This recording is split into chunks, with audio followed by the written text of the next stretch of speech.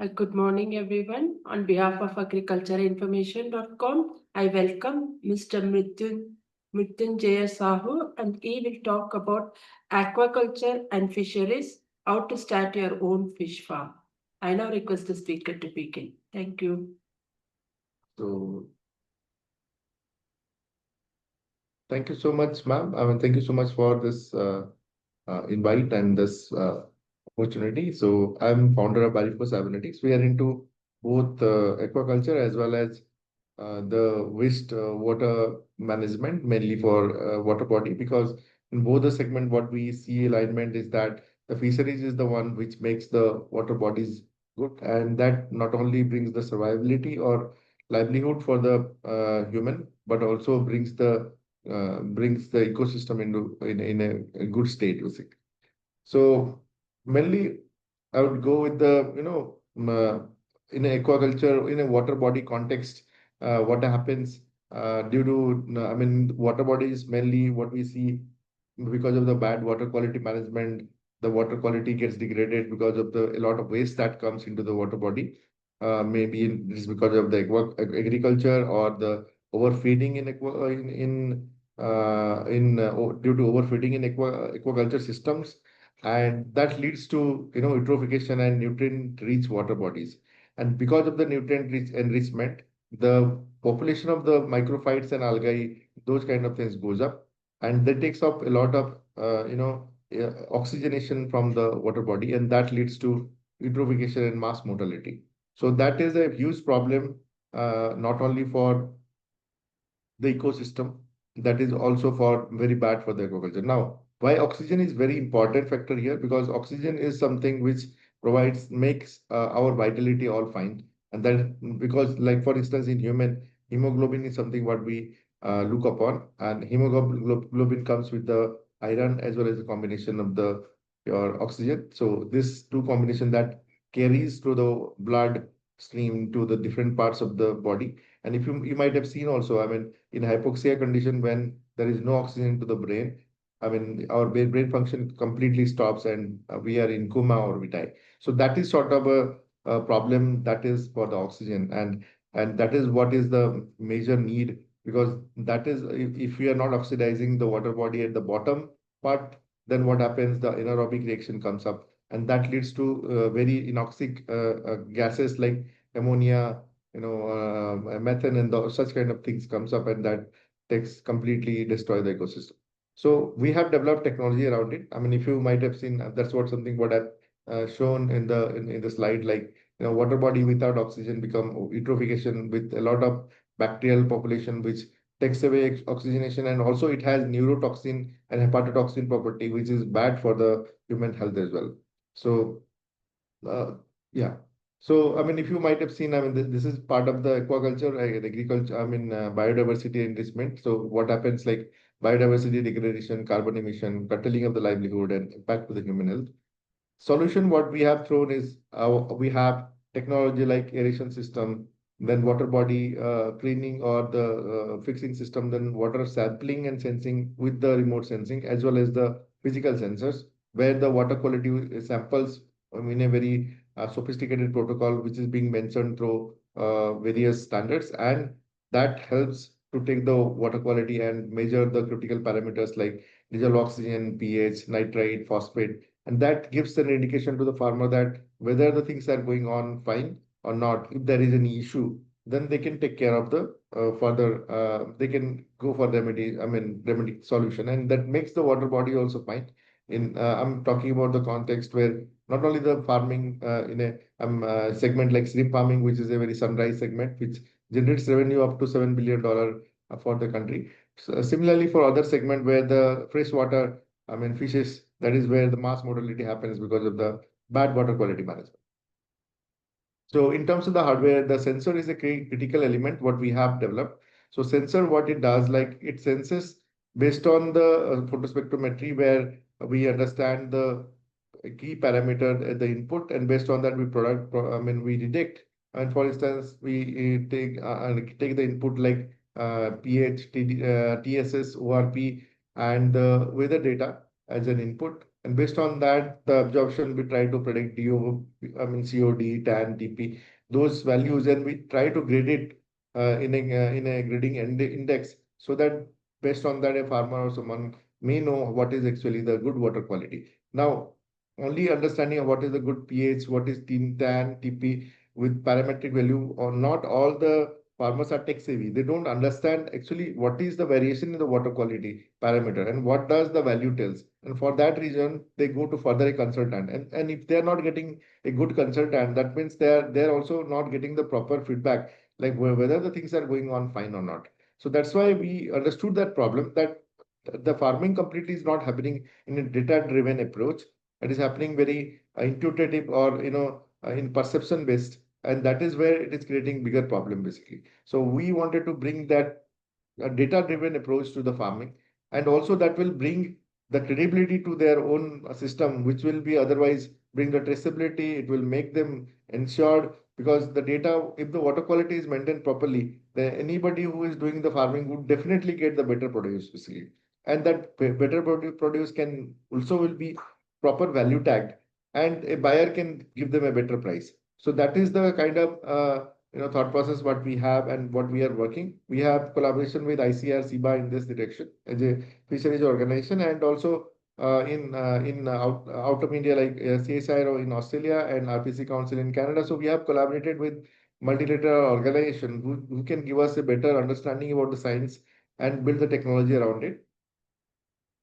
Furthermore, remote sensing also we are using, so that from the data we can understand what is actually, there are other parameters like microphyte, microsaline, and the relationship of them with the water quality. That's something what we have developed, which we would like to go for completely mapping of the water bodies. Like for instance, in for excuse me for shrimp farming, let's say where thousands of acre of farming is happening, the main major problem comes like where the disease has been started, where it is transiting basically. So that sort of information can't be possible by tracking individual ponds, rather seeing in a global landscape, where we can see where it started, how it is moving, where the intensity is bad, where intensity is good, what remedial action can be taken by the government, which government is not able to understand whether there is an impact of the WSSV, other virus intervention is there, or let's say algal bloom is happening, or there is a bad water quality that might intervene, and might be some bacteria is going to come up to the water body. That is a farmer can't restrict.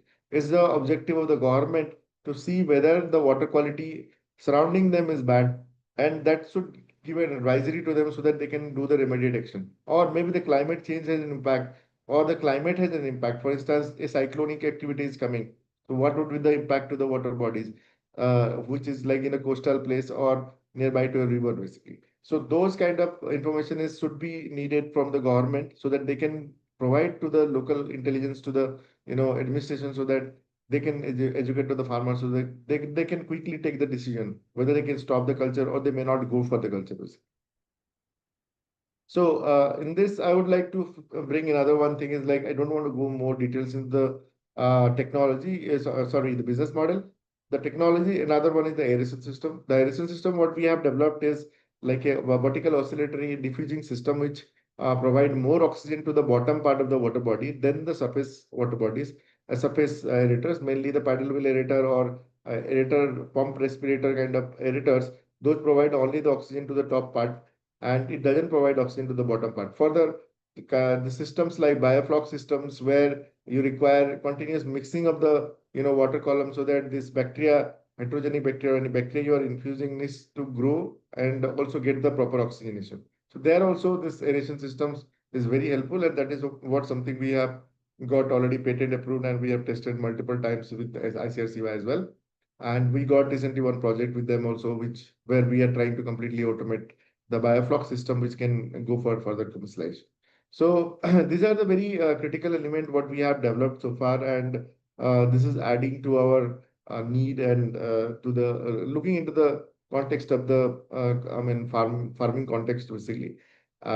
In terms of the furthermore, we have also added in our technology the cost economics, like how the progress of the project is going on for a farmer, and what is the impact to the biodiversity, and can the carbon credit or carbon technology through the various, like if you can see the impact system, like water quality, biodiversity, socioeconomic condition. That's also we have added up so that, I mean, going ahead, this emission and all the parameters can someone in a scientific and on a scientific basis they can understand, and the impact projects can be delivered along the lines.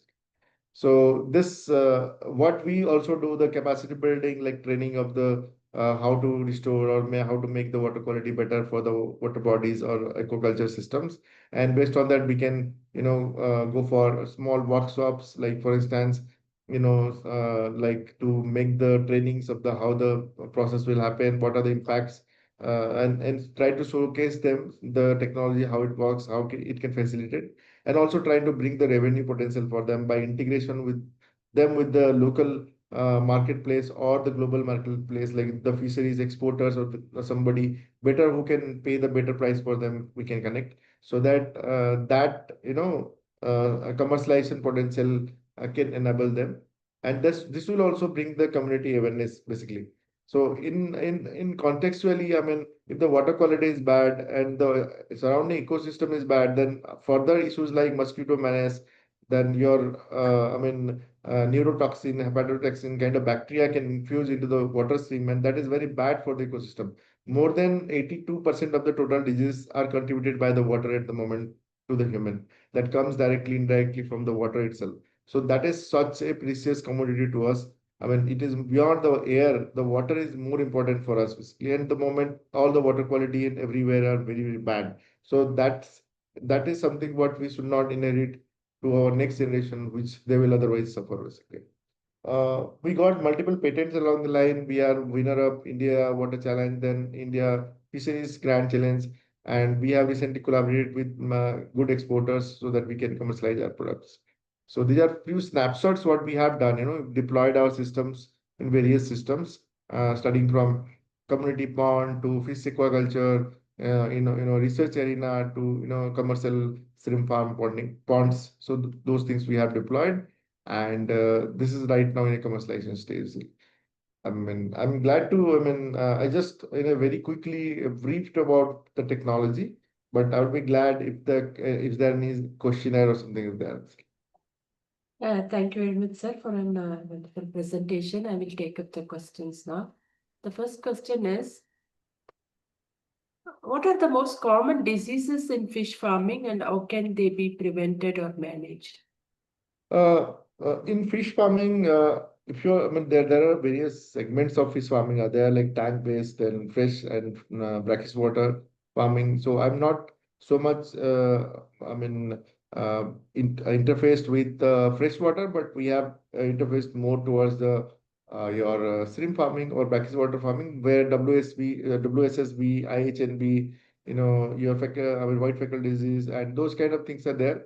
Majority cases, what we realize that can be mitigated by proper operations strategies rather than going for the medications. For I mean, it's like a stitch in time saves nine. So if someone has planned it properly without just copy pasting things like, so generally what we see, majority farmers what they do just talk with themselves that see somebody is doing this, then we will do this. So it doesn't work like that. So you have to understand, you have to follow the scientific protocol. Like if you are going for a shrimp farm, then you should follow the scientific protocols which has been designated by Government of India or ICAR SIBA. So they have clear guidelines. What has to be done, what are the proper processes has to be done. So if some ponds like mainly white fecal disease, whatsoever you do, still that kind of things comes. But we have seen in Australia, I mean, what they do. I mean, they keep that pond lying for 1 or 2 years for completely drying, not introducing water or anything, so that complete, surface becomes very, very hard rock, and that bacteria and everything goes down basically. So if such kind of, and next is the water quality remediation strategy. For instance, the wastewater that is there dispersing out from the system after the harvesting is done, they must treat that water by doing small channels basically where they can store the water, treat, and then leave it basically after proper chlorination and other things. So that next time that, I mean, whatsoever they're discharging should not come up with the bacteria. So, I mean, that, and the inlet of the water has to be also properly treated. So, I mean, most of the cases, the I mean, if let's say somebody has 10 ponds, so at least 3 ponds they should keep it for treatment, and 3 ponds they keep it for, I mean, input treatment, and 3 ponds they should keep it for output treatment, and 4 ponds they should do for the, I mean, farming.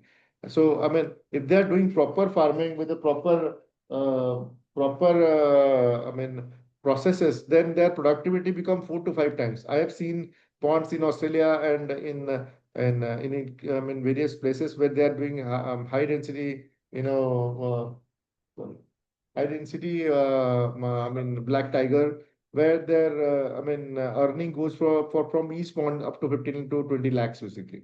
But where here the farmers are struggling even to get 1.5 lakhs in same area basically. So the idea what I saw, most of the cases like for them for instance they have 10 ponds or 30 ponds, then they are doing just 5 ponds. But other ponds they are keeping for treatment of the water properly, and they're ensuring the good water quality is entering into the system, and they're doing all the good practices, and that's where they're getting the better products. So that is the best way of, dealing with the disease, then putting the different kind of probiotics and disease mitigation, all those kind of things. Okay. How important is automation or IoT in modern aquaculture management, and what solutions does your company provide in this area? Yeah, I mean, it's very, very important. For instance, why I'm telling you, the main reason what I see, I mean, in losses in this ecosystem is not the disease, not the water quality management. It is pilferage.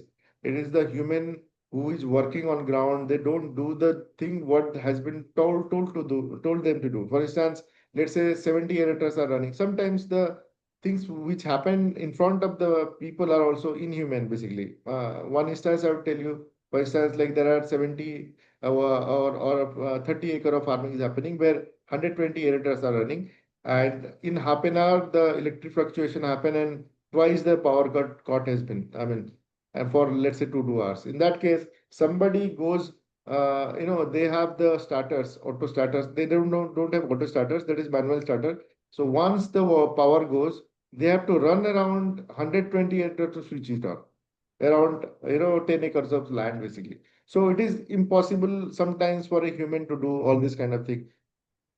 So many people, how many people you keep it basically, and it is very bad when the condition is rainy and late night, so they don't do. So in that case what happens, if the your aerator is not running, I mean, at the night, that means your complete harvest will go on toss basically. So their automation is very important. Similarly, when you are feeding, I mean, some people, I mean, for the sake of feeding, they will not disperse the feed in a proper way. They will just disperse more in heterogeneous basis. For instance, like somewhere very more, a lot, somewhere very less.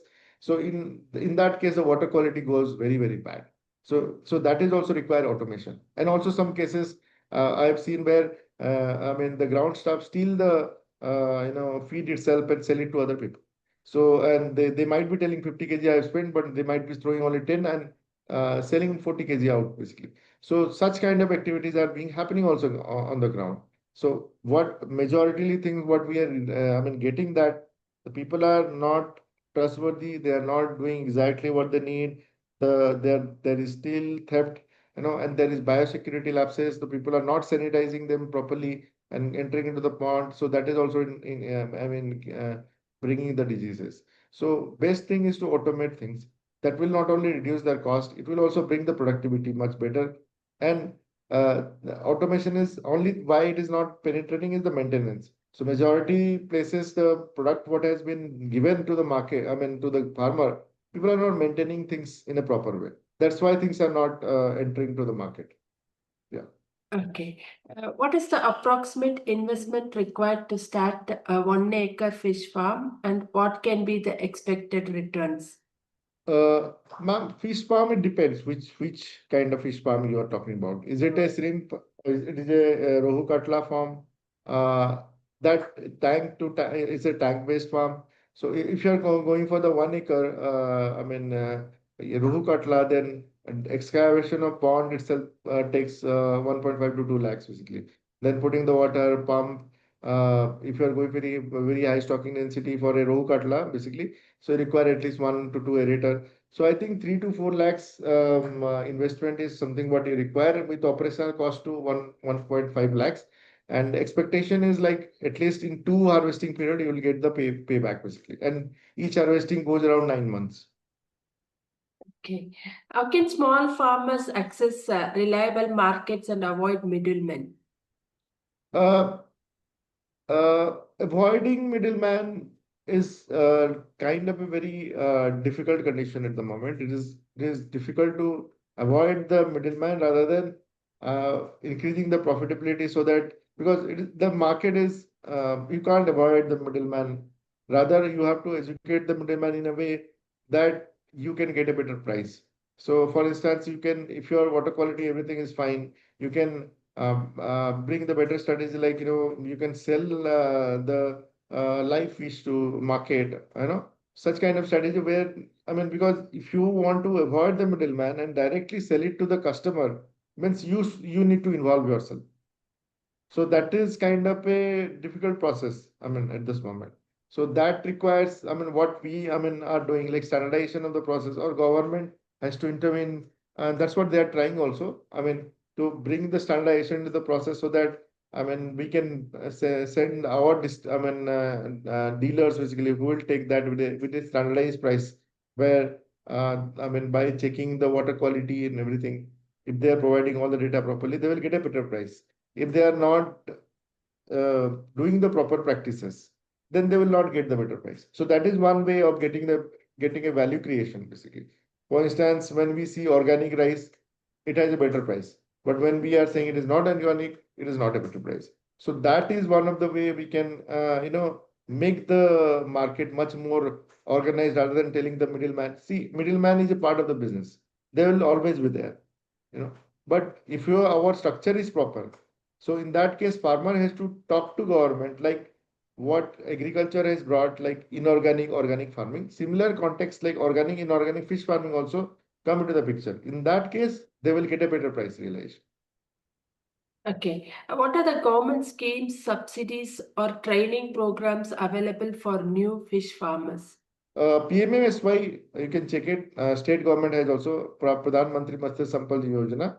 So it is there. It has all written guidelines with all the fundamentals. Everything is there. I mean, somebody should go to DFOs and talk. I mean, district fisheries organization. I mean, offices, and there they should officers. I mean, are there. They should talk to them, and they can give them correct indication like what are the things available where and what. And for instance, start when someone is there is subsidy for editors there. There's subsidy for a feed mill, feed plant. It is there, and they're even given the. I mean, for instance, agri sure fund is there, infra fund is there, where they are giving very 2% rate of subsidy. I mean, and a capital up to I think 50 crore they are giving. FIDF one scheme is there. I mean, somebody can go to this NFDB, National Fisheries Development Board. There, all the information are available. Okay. Could you briefly explain the difference between freshwater and brackish water aquaculture, and which is more profitable for beginners? Uh, See, I mean, more profit comes with more risk. If you're taking more risk, then you will definitely, and with a better calculated risk you are taking, then you are definitely get a better profit. So, raw cutla is little bit less profitable. The reason being the market price is low. I mean, it comes with around, in a retail around 200, 220 rupees, something like that. But I mean, shrimp with 500, 20, 25 gram may goes up to 600 basically. So that is where, I mean, but in that case, shrimp farming, you're doing the operational cost is very high. So and also if you should get the better product, then you will get a better buyer. But fish farming on the other hand is the profitability low, but your market is there. I mean, local market is good. They can sell it quickly. So 90 rupees to 100 rupees they can get it, but they're getting 3 to 4 tons in one pond. So that can bring them a continuous profit. So it depends what is someone risk appetite somebody has. So there is no theory. It says like this farming is good or that farming is good. It's up to someone's business decision. Second thing is someone's understanding about the farming, which farming is good, whether the resources are there. If the coastal area is there, then brackish water is easily available. And brackish water is something which is low saline water. I mean, up to 50 ppt is there. And you are getting backwater through an estuary or something where pumping the water, putting into the pond and doing it. So that's kind of farming is the brackish water. And fresh water is, let's say, river, coast, ponds are there, or you are digging a pond and putting the underground groundwater, something kind of that. That is all the fresh water basically. So, I mean, scampi is one of the good, I mean, prawn, I mean, the freshwater prawn. That is also a profitable business these days, but it's not scaling too much because of the lack of hatcheries. So, Central Institute of Freshwater Aquaculture has a hatchery. So, I have interacted with them. So, if someone start, they can start the scampi, I mean, freshwater. That is also a good commercial option. Sir, before I move on to the next question, can you please stop sharing the screen, sir, so that we can see your full video? Yeah, sure.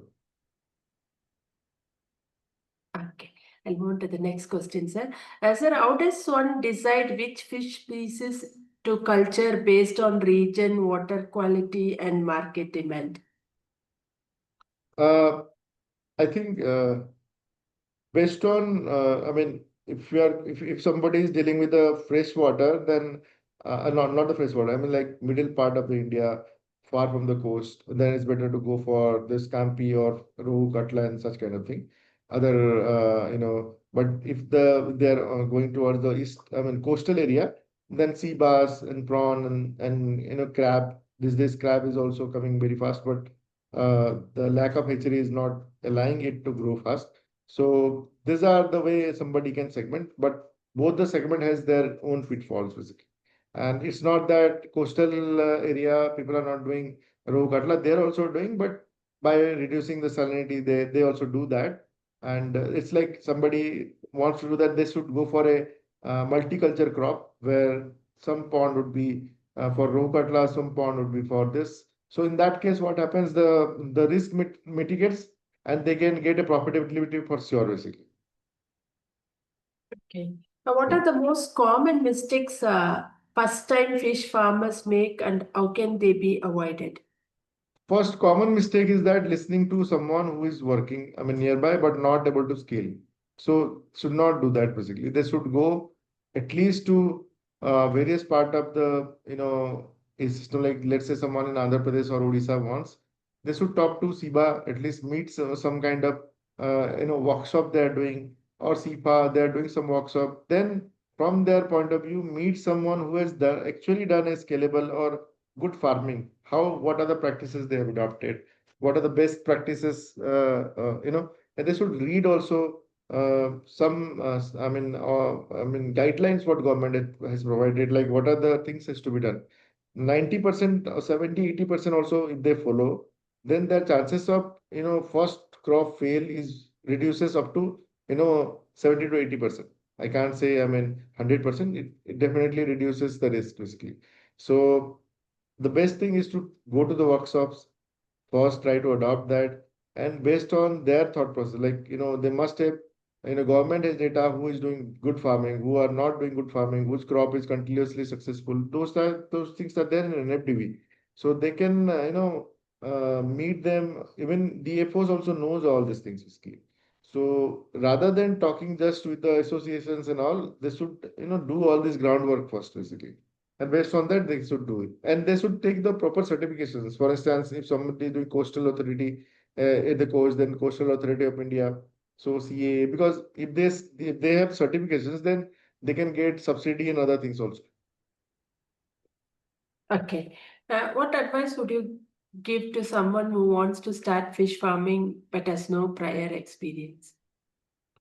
Yeah, I mean, the same thing what I've told. I mean, let them, the first point is let them understand what are the fund available in the market. Whether they should go to the fish market and understand what are the things which is valuable, which has more price, and they should do this thing which is high price, then rather than doing something which is low price, basically. If someone is doing low price, that means they have to grow more. Then only they will get a profitability. If they are going with the high price, then they will to grow less and still they will get the profitability. But the both has the pitfall. Chances of getting low price thing is good because that can survive any environment. But chances of getting high price things require automation basically. So do you have that? Then you can do it.